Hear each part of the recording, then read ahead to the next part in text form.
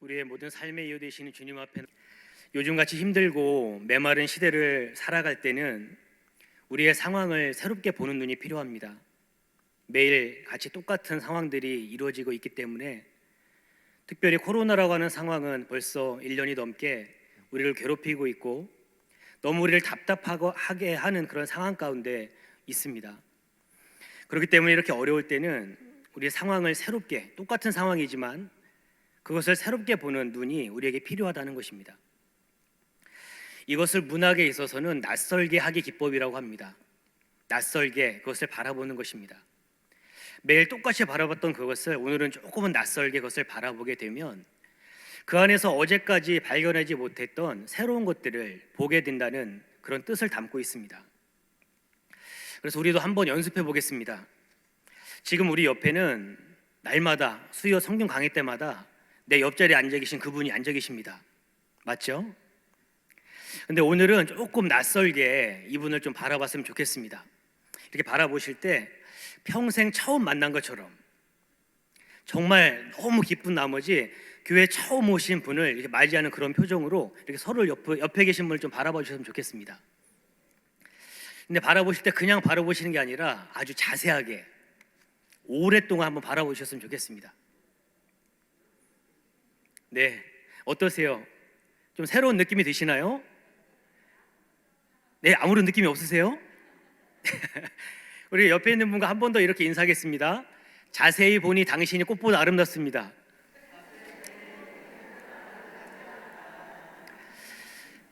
우리에 있는 주변에 있는 것들 늘 똑같은 것이지만 이렇게 때로는 자세히 그리고 오랫동안 바라보게 되면 어제까지 보지 못했던 그런 것들을 보게 됩니다. 우리 주변에 있는 것들이 얼마나 소중한 것인지 그것들을 이런 눈으로 바라볼 수 있기를 바랍니다. 그리고 오늘 본문도 엠마오로 가는 제자 이야기 우리가 잘 아는 본문입니다. 그런데 말씀을 읽을 때도 낯설게 한번 읽어보는 것입니다. 그냥 마치 오늘 처음 이 본문을 대하는 것처럼 교회에 나왔던 사람이 성경을 처음 펴고 오늘 이 본문을 읽는다는 그런 느낌으로 성경을 읽게 되면 어제까지 우리가 바라보지 못했던 그런 메시지들이 그 안에 우리에게 들려져 올 것입니다. 그래서 오늘은 이 본문을 들어가기 전에 좀 자세히 한번 바라보도록 하겠습니다. 우리 음성을 합해서 오늘 본문 13절 말씀을 읽겠습니다. 13절 우리 화면을 보고 읽겠습니다. 시작. 그날에 그들 중 둘이 예루살렘에서 25리 되는 엠마오라 하는 마을로 가면서 아멘. 오늘 본문의 주인공은 예수님의 두 제자입니다. 오늘 18절의 말씀에 보니까 그 제자 중에 하나의 이름은 글로바라고 이야기하고 있고 그 또 다른 제자의 이름은 성경에 나오지 않습니다. 성경학자들은 이 또 다른 한 제자가 글로바의 그 부인이었다 이렇게 이야기하는 학자들도 있지만 정확하게 표현되어 있지 않기 때문에 예수님의 제자들 중에 두 명이 오늘 본문의 주인공입니다. 이들은 예루살렘에서 예수님과 함께 사역을 하다가 하나의 사건을 계기로 지금 엠마오로 내려가고 있습니다. 제가 여기서 내려가고 있다고 하는 이 표현을 쓰는 이유는 우리 성도님들이 잘 아시는 것처럼 예루살렘은 고지대에 있습니다. 그 높은 지대에 있고 오늘 본문의 엠마오는 예루살렘으로부터 11km 떨어진 지역에 있습니다. 그래서 높은 곳에서 내려와서 조금은 상대적으로 낮은 지형에 있기 때문에 오늘 예루살렘에서 엠마오로 내려가는 길에 있는 두 제자의 이야기가 오늘 본문의 내용입니다. 그런데 당시 이스라엘에서 가장 큰 도시였고 가장 화려한 도시, 수도였던 이 예루살렘, 그리고 그 지대에 있던 예루살렘에 있던 이 두 제자가 이 엠마오로 내려가는 이 모습, 그 화려한 도시에서 조금은 초라하고 소박한 시골로 내려가는 이 모습은 우리의 인생을 참 많이 닮아 있습니다.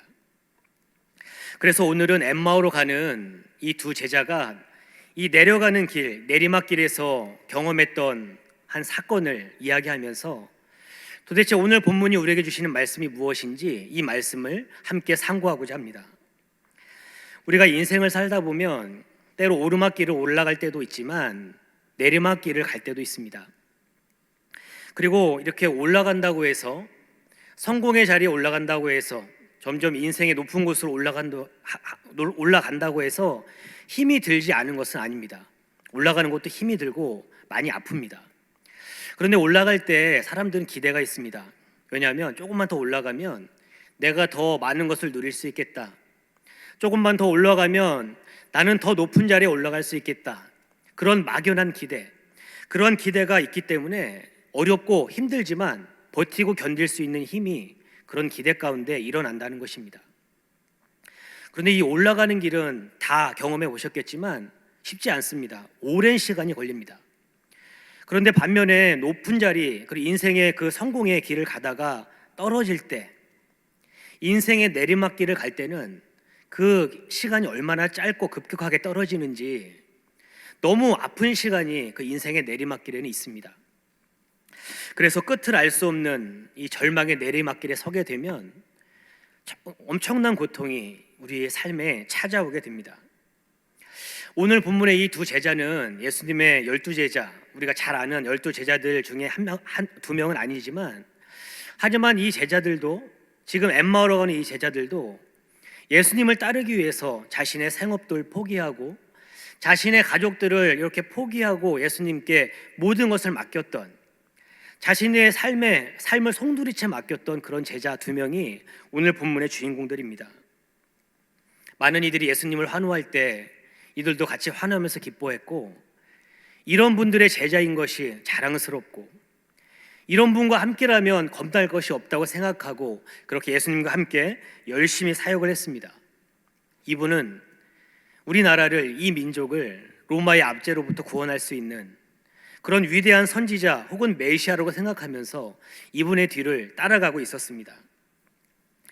그런데 그렇게 예수님과 함께 사역을 하던 중에 뜻밖의 사건이 발생합니다. 무엇입니까? 예수님의 십자가의 죽음의 사건입니다. 그토록 기대하고 그토록 바라고 쫓아왔던 그 모든 것들이 하루아침에 무너지는 엄청난 사건이 예루살렘에서 발생을 했습니다.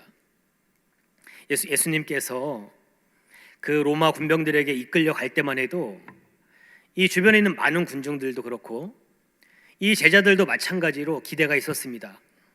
어떤 기대입니까?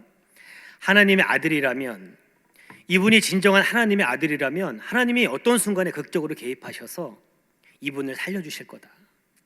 지금은 이렇게 모진 고난과 십자가 상에 달려있지만 하나님께서 개입하시면, 하나님이 군대를 동원하시면 이거는 다 쓸어버리고 하나님의 나라를 이루실 거다 하는 그런 기대가 사람들 마음 가운데, 그리고 예수님을 따랐던 제자들의 마음 가운데 가득히 있었습니다. 그런데 결과는 어떠했습니까? 예수님께서 정말 그렇게 능력이 많으셨던 예수님께서 무기력하게 아무것도 하지 못하시고 그렇게 십자가상에서 로마 군병들에 의해서 무참히 죽어가셨습니다. 이것이 군중들을 뿐만 아니라 예수님을 따랐던 제자들에게 엄청난 충격으로 자리했습니다. 그래서 어떤 제자들은 이런 자신의 기대, 예수님과 함께라면 높은 자리에 갈 수 있겠다라고 생각한 제자들, 그 기대도 산산조각이 났고, 또 산산조각 나는 이 기대 속에 깊은 절망이 찾아왔고, 어떤 제자들은 이 절망을 이기지 못해서 삶을 포기하고 싶을 정도 그런 마음을 가진 제자들도 생겨났습니다. 예수님을 죽인 자들이, 우리 선생님을 죽인 자들이 우리들도 잡아서 죽일지 모른다는 그 두려움이 엄습해서 제자들이 뿔뿔이 흩어졌습니다. 뿔뿔이 흩어지고 각자의 그곳에서 문을 꽁꽁 닫고 그렇게 살아가고 있었습니다. 오늘 본문에 이 엠마오로 가는 두 제자도 이 두려움 때문에 자신의 고향으로, 자신의 집으로, 시골로 도망가고 있는 그런 상황 가운데 있습니다. 그런데 이런 사람들에 대한, 로마 군병들에 대한 두려움보다 더 이 두 제자를 괴롭히는 것은, 더 무서운 것은 무엇이냐면 그 마음 깊은 곳에서 솟아나오는 삶의 무의미함에 대해 답이 없다는 것입니다. 그동안 내가 붙잡았던 것들이 하루아침에 다 무너졌는데 나는 이제 어떻게, 무엇을 붙잡고 살아가야 하는가? 삶이 너무 무의미하다는 생각이 드는 그것에 대해서 답을 찾지 못해서 그 마음 가운데 엄청난 고통이 찾아왔습니다. 지금 당장에 눈앞에 있는 위험, 자신이 죽을 수도 있는 그런 상황이 있었기 때문에 이것을 피하기 위해서 엠마오로 가고 있지만 사실 자신이 어디로 가고 있는지도 잘 알지 못하고 이렇게 가고 있는 모습입니다. 사랑하는 성도님들, 우리도 그렇지 않습니까? 때로 어디로 가면, 저곳에 가면 이것을 하면 해결될 수 있지 않을까? 내가 여기서는 너무 힘들지만 저곳으로 가면 이 문제가 해결될 수 있지 않을까? 이런 생각으로 그곳으로 가지만 사실 그곳에 가서 발견하는 것은 이것도 답이 아니구나.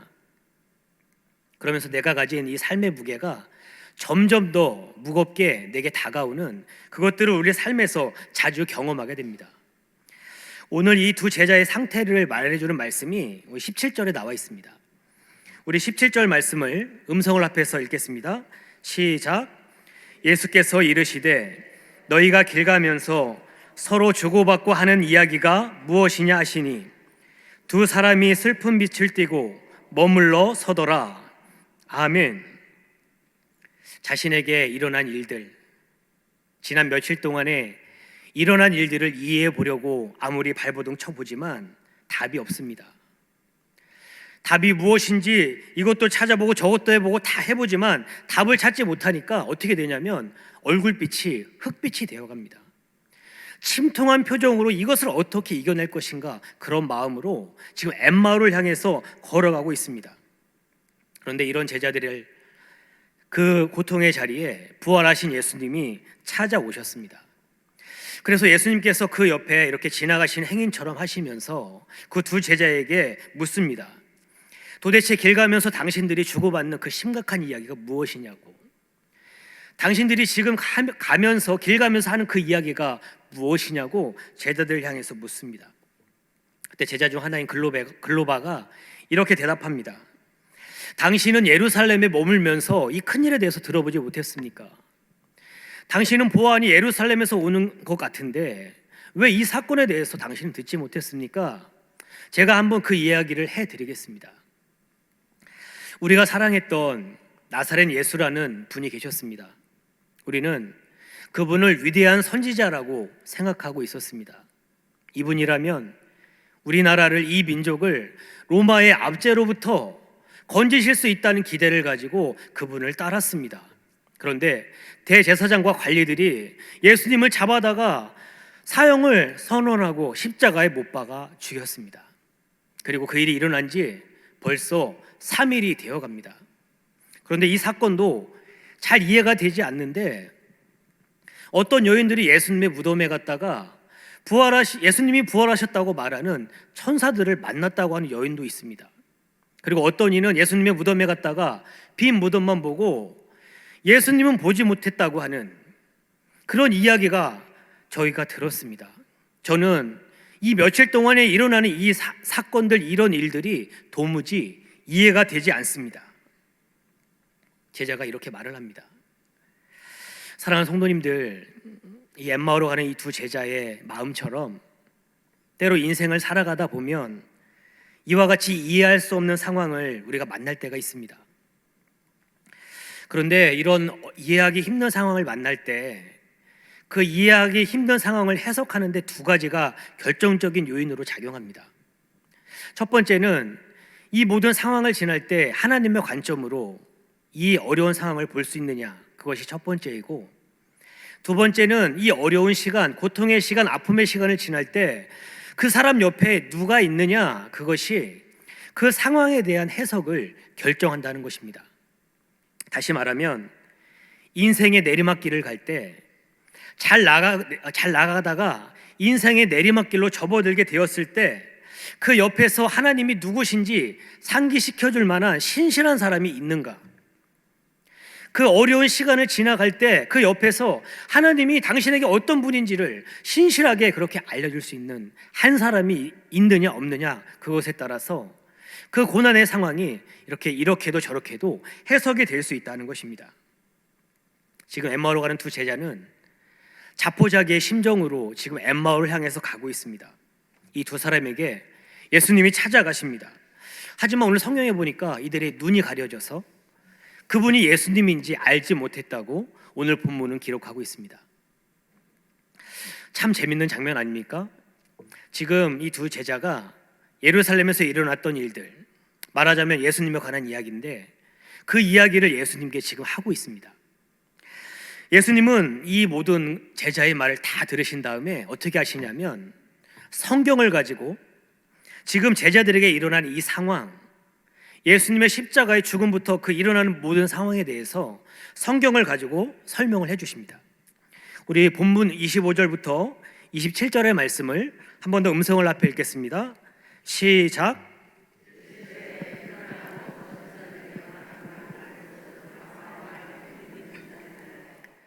그리스도가 이런 고난을 받고 자기의 영광에 들어가야 할 것이 아니냐 하시고, 이에 모세와 모든 선지자의 글로 시작하여 모든 성경에 쓴 바 자기에게 관한 것을 자세히 설명하시니라.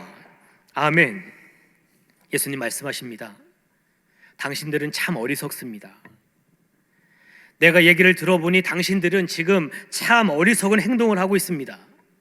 성경이 무엇이라고 기록하고 있습니까? 그리스도께서 반드시 이러한 고난을 받고 영광을 받으셔야 한다고 말씀하시지 않습니까? 이사야 53장에 우리는 다 양 같아서 각기 제 길로 갔거늘 우리 모두의 죄악을 그에게 담당시키셨다고 성경이 기록하고 있지 않습니까? 시편 22편에 보면 내 하나님 어찌하여 나를 버리셨나이까 하는 이 울부짖음이 누구의 울부짖음으로 들려옵니까? 성경이 여러분에게 무엇을 지금 말하고 있습니까? 예수님 자신에 관한 그 성경의 예언을 하나하나씩 모세오경, 예언서, 그리고 시편의 말씀을 가지고 하나하나 그 사건이 무엇인지를 정확하게 자세하게 지금 설명해 주고 계십니다. 길을 가다가 만난 이분, 엠마오로 가는 길에서 만난 이분의 이야기를 가만히 듣고 있다 보니까 내 안에 있던 그 제자들 안에 있던 인생의 갈증, 그 인생의 의미 없음에 대한, 인생의 그 목마름에 대한 그것이 해결되는 느낌을 이 두 사람이 받았습니다. 이렇게 같이 동행을 하다 보니까 어느새 날이 저물었고 엠마오에 도착했습니다. 그런데 함께 동행했던 이분은 더 가려고 하는 것입니다. 그래서 이 두 제자가 이분께 강권합니다. 그냥 보내기가 너무 아쉽고 날이 저물었으니 우리 집에 하루만 머물러 달라고. 우리 집에 하루만 묵으셨다가 내일 아침에 목적지로 출발해 달라고 강권을 합니다. 우리 29절 중반절의 말씀이 이 두 제자의 마음 같습니다. 이렇게 기록하고 있습니다. 우리와 함께 유하사이다. 때가 저물어가고 날이 이미 기울었나이다. 그런데 저는 이 말씀을 읽다가 때가 저물어가고 날이 이미 기울었나이다, 이 문장이 이렇게 들려옵니다. 우리에게 어두움이 밀려오고 있습니다. 우리에게 지금 절망이 밀려오고 있습니다. 그러니 제발 나와 함께 해 주십시오. 나와 함께 머물러 주십시오. 우리는 지금 당신이 필요합니다. 내 마음이 당신과 이야기하다가 시원해졌습니다. 우리는 당신과 하룻밤을 더 보내는 것이 필요합니다. 결국 예수님께서는 이 제자들의 요청을 못 이기는 척 하시면서 들어가셨고 그곳에서 제자들과 함께 저녁 식사를 드십니다. 그런데 제자들과 함께하는 이 저녁 식사, 예수님과 함께하는 이 저녁 식사가 정말 중요합니다. 우리 30절, 31절 말씀을 한 번 더 화면을 보고 음성을 합해서 읽겠습니다. 시작. 그들과 함께 음식 잡수실 때에 떡을 가지사 축사하시고 떼어 그들에게 주시니 그들의 눈이 밝아져 그인 줄 알아보더니 예수는 그들에게 보이지 아니하시는지라. 아멘. 예수님께서 그 집에 들어가서 떡을 떼시는 순간, 제자들과 함께하는 그 저녁 식사에서 떡을 떼시는 그 순간에 갑자기 제자들의 머릿속에 엠마오로 오는 길 동안 계속해서 동행했던 이 제자들의 머릿속에 떠오른 한 분이 있었습니다. 주님이셨군요. 그분이 주님이셨군요. 나와 함께 하셨던 그분이 주님이셨군요. 그제서야 제자들이 예수님의 존재를 알게 됩니다. 그런데 예수님께서 사라지고 없습니다. 제자들이 지금 예수님을 알아봤는데 예수님은 그곳에 더 이상 계시지 않았습니다. 우리가 성경을 읽다 보면 부활하신 예수님을 만난 많은 이들의 사건이 기록되어 있습니다. 여인들도 있고 제자들도 있고, 오늘 본문에 엠마오로 가는 두 제자의 이야기도 오늘 본문 가운데 기록되어져 있습니다. 그런데 이 예수님을 만난, 이 부활하신 예수님을 만날 때 그냥 영혼만 있는 그런 존재가 아니라 살과 피가 있는, 살과 피를 가지신 그런 예수님을 이들이 만났다는 것, 이것이 참 중요합니다. 부활하신 예수님, 살과 피를 가지신 그 예수님을 제자들이, 그리고 오늘 이 본문의 제자가 만났습니다. 예수님을 만난 어떤 누구도 처음에는 알아보지 못했습니다. 그런데 진정으로 부활하신 예수님을 알아본 순간에 그들 안에 있는, 그들이 가지고 있던 작은 틀, 생각의 틀이 완전히 깨지면서 새로운 세계관이 그들 안에 자리 잡기 시작합니다. 예수님을 통해서 인생에 대한 큰 그림이 새롭게 그려지기 시작한 것입니다. 아, 그렇구나. 우리 예수님은 살과 피를 지니신 분 그 이상의 존재셨구나. 우리와 똑같이 몸으로 입고 오셨지만 우리를 넘어서는 그분은 하나님이셨구나. 부활하신 예수님께서 지금도 살아계신다. 부활하신 예수님께서 지금도 내 삶 안에 역사하고 계신다. 그동안 자신들이 가졌던, 내가 경험적으로 알았던 작은 그 틀이 아니라 그 믿음이, 부활하신 예수님에 대한 영적인 눈이 열리니까 세상에 대한 큰 그림이 그들 안에 그려지기 시작한 것입니다. 영적인 눈이 열렸을 때 이들이 서로를 바라보면서 이렇게 말합니다. 32절입니다. 그들이 서로 말하되 길에서 우리에게 말씀하시고 우리에게 성경을 풀어주실 때에 우리 속에서 마음이 뜨겁지 아니하더냐 하고. 아멘. 우리가 길을 갈 때 그분이 길에서 우리에게 성경을 풀어주실 때에 우리 마음속에서 그 마음이 뜨겁지 아니하였더냐.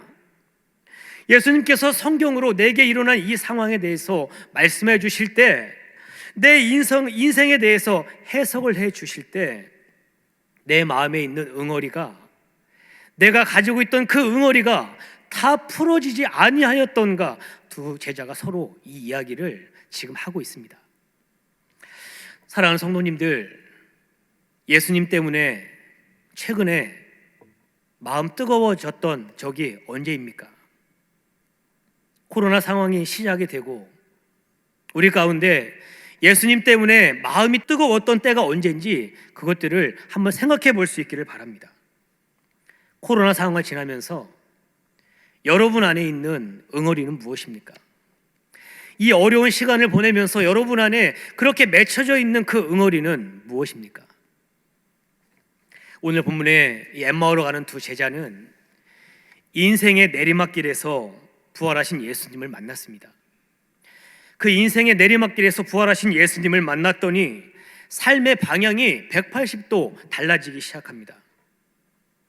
예수님의 죽음에서 소망을 찾았습니다. 왜냐하면 부활하신 예수님을 만났기 때문입니다. 죽음에서도 소망을 찾을 수 있다면, 세상 사람들이 다 말하는 그 최고의 절망, 죽음 앞에서도 소망을 찾을 수 있다면 이들에게 세상에 무서울 것이 무엇이 있겠습니까? 그래서 이 제자들 마음이 뜨거워지고 그 마음에 열정이 일어나니까 어떻게 달라지냐면, 우리 33절 상반절 보니까 곧 그때로 일어나 예루살렘으로 돌아가 보니, 곧 그때로 일어나 예루살렘으로 다시 올라가기 시작했다고 오늘 성경 본문은 분명히 기록하고 있습니다. 사랑하는 성도님들, 우리가 앞으로 조금 돌아가서 이 엠마오로 가던 이 두 제자가 지금 엠마오로 가는 이유가 무엇이었습니까? 예수님이 당하셨던 그 심한 고난, 그리고 자신에게도 닥칠 수 있는 그 죽음의 문제가 너무 자신을 두렵게 했기 때문에 다른 사람들이 다 봤을 때 얼굴이 흑빛이 되어서 살소망이 다 끊어져 보이는 그런 모습으로 지금 엠마오로 가고 있었던 두 사람입니다. 그런데 그랬던 이들이 지금 다시금 그 마음이 뜨거워지니까 다시 그 위험이 있는 예루살렘으로 다시 용기 내서 걸어가기 시작하는 것입니다. 그 즉시 일어나 예루살렘으로 다시 올라가기 시작하고 있는 것입니다. 환경이 달라진 건 없습니다. 그대로입니다. 그런데 부활하신 예수님을 만났더니 제자들의 마음이 달라졌습니다. 부활하신 예수님이 살아계셔서 나와 함께 계시는 이 믿음이 그 마음 안에 자리 잡고 있습니다. 나의 구원자며 나의 주님이신 그분께서 나의 모든 소망이 그분께 있음을 고백하고 있기 때문에 이렇게 할 수 있는 것입니다. 고난이 있어도 괜찮습니다. 핍박이 있어도 괜찮습니다. 내가 고생해도 되는 이유가 생겼습니다. 무엇입니까? 예수님이 부활하셨고 그분이 지금도 살아계시기 때문이라는 것입니다. 나를 위해 죽으시고 부활하신 예수님을 위해서라면 죽을 수 있는, 희생할 수 있는 그런 산 소망이 이 두 제자에게 생겼기 때문에 어떻게 될지 모르는 그 예루살렘을 향하여서 다시 올라가서 다시 제자들을 만나고 그곳에서 예수님을 만나는 기록이, 성경에 기록이 되어져 있습니다. 사랑하는 성도님들, 우리 성도님들께 질문하겠습니다. 오늘 이 자리에 나와 있는 여러분들은 엠마오로 가고 있습니까? 아니면 예루살렘으로 가고 있습니까? 여러분들은 인생의 여러 가지 문제 앞에서 지금 엠마오로 가고 있습니까? 아니면 예루살렘으로 가고 있습니까? 우리의 삶을 한번 점검해 볼 수 있기를 바랍니다. 사실 우리가 살아가는 이 시대의 위기는 코로나나 경제적인 위기가 진짜 위기가 아닙니다. 오늘날 이 시대의 진정한 위기는 무엇이냐면 엠마오로 가던 인생, 세상의 어떤 문제 앞에서 낙심하고 절망해서 엠마오로 가던 인생이 부활하신 예수님을 만나고도 다시 예루살렘으로 가지 않는 이 문제가 우리가 가진 진정한 위기라는 것입니다. 부활하신 예수님이 지금도 살아 역사하시는데 내가 살아가는 삶의 현장에는 그 예수님이 살아계신 역사가 나타나지 않는 것, 그것이 우리에게 있는 진정한 위기라는 것입니다.